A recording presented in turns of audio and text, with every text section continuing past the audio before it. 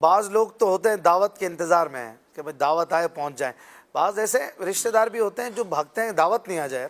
دعوت آتی ہے تو ان کو ہوتا ہے یار مجھے نہیں جانا, دعوتیں اوائڈ کرتے ہیں. جہاں بعض اوقات جانا چاہیے, محبتیں بڑھیں گی, سب رشتہ دار مل رہے ہیں, وہ صاحب نہیں آئیں گے, کچھ ان کی تربیت فرمائیں گے مطلب کیوں نہیں جا رہے وہ رشتہ داروں کی دعوت میں؟ حدیث رسول میں یہ بیان فرما دیا گیا, اچھا, جسے چاہیے کہ اس کا رزق وسعت والا ہو جائے, مال میں برکت ہو جائے, تو رشتہ داروں سے صلہ رحمی کریں. سبحان اللہ. یہ اور عمر بڑھ جائے.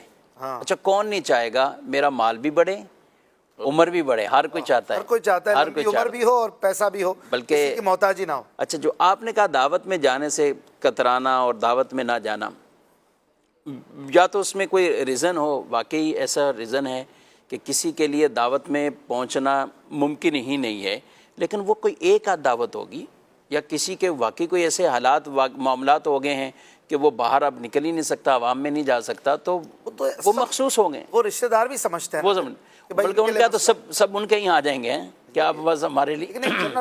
لیکن عام نارمل رہتا ہے کہ جو اپنے دوستوں کے لیے تو سب ٹائم نکالے, لیکن رشتہ داروں کے ہاں دعوت ہے تو اس کو وہ ہو جائے اوائڈ کرتا ہے کہ یار رشتہ داروں کے نہیں. دیکھیں ہمیں شریعت نے صلہ رحمی کا حکم دیا ہے. صلہ رحمی کہتے ہیں کہ رشتہ جوڑنا, اور ایسے تمام وہ عوامل اسباب اختیار کرنا کہ جس کی وجہ سے آپ کا رشتہ ٹوٹنے کی طرف نہ جائے. دو چیزیں بعض اوقات یہ ہوتا ہے کہ اگر سب سے پہلا یہ تصور بن گیا نا کہ مجھے شریعت کے احکامات پر عمل کرتے ہوئے رشتہ جوڑنا ہے اور صلہ رحمی کرنی ہے, ایک یہ بن گیا.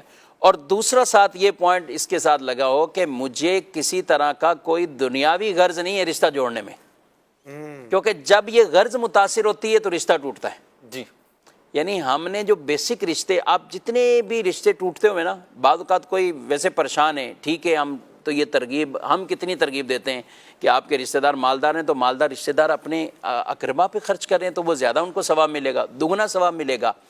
لیکن بالفرض ان کی اس وقت مدد نہ کی گئی, نہ کوئی ان کو کچھ دیا گیا.